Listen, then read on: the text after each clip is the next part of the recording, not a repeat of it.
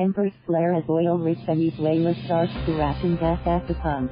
Barquisimeto, Venezuela. Maria Lopez complains about gasoline rationing that Venezuela, home to the world's largest oil reserves, has started introducing in some areas to tackle extreme fuel shortages.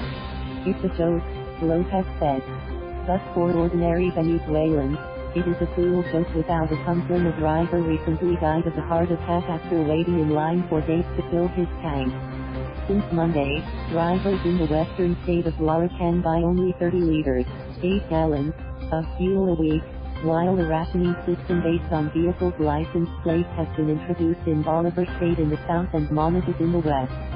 Fuel shortages have long been chronic in the smuggling-prone states close to the border with Colombia.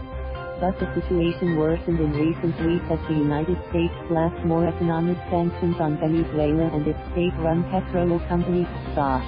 Lopez has been waiting in line to fill her tank for 6 hours in Lara's capital Barquisimeto, but has to leave without getting any fuel because she had to go search for medicine for her ailing brother, who suffers from meningitis.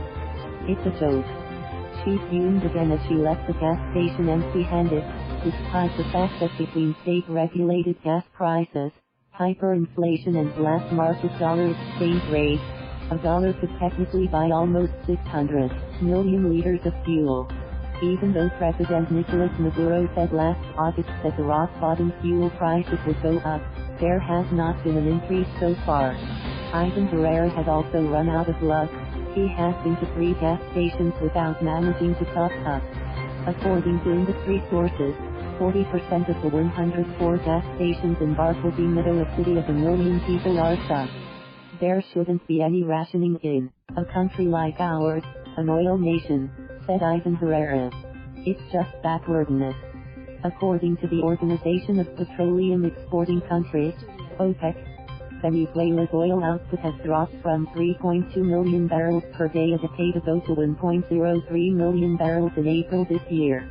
Other estimates put that output as low as 768,000 barrels per day. Sanctions imposed by Washington in an effort to force Maduro to step down have paralyzed gas deliveries from the United States, which are vital for meeting Venezuela's domestic demand, and have also hindered the import of the thinners needed to dilute and refine Venezuela's own heavy crude. Confusion in the town of Puerto Ordaz, in the state of Bolivar. Maxim Salas woke up in his car on Monday in a line at a gas station. I slept in the queue, he told AFP, complaining about the confusion that surrounds the new system. Drivers are supposed to fill their tanks according to their license plate, with alternating dates for tasks ending in odd or even numbers. But lots of people join the line even on days when it's not their turn, Salas said. And despite the measures, the line stretched for kilometers, said John Velasquez, one of 300 or so drivers waiting for his quota. One of the waiting drivers tried to alter his license plate number with a felt-tip tag, but was spotted and thrown out of the line. The head of PSA, Manuel Toledo, said last week that the government would guarantee supplies but the shortages persisted. Maduro, for his part, blamed the shortfall on sabotage carried out against oil tankers, but offered no details. Struggles. Humberto Trejo, a 60-year-old haulage contractor, died on Monday of a heart attack after having waited in line 4 days for fuel, local officials said.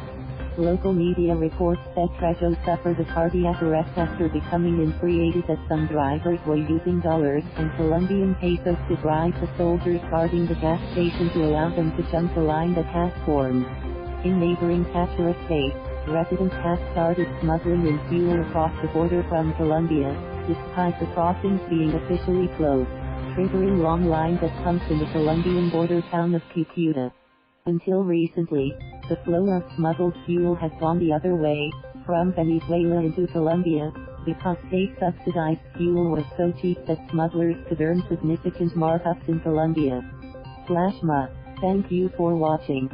Please subscribe.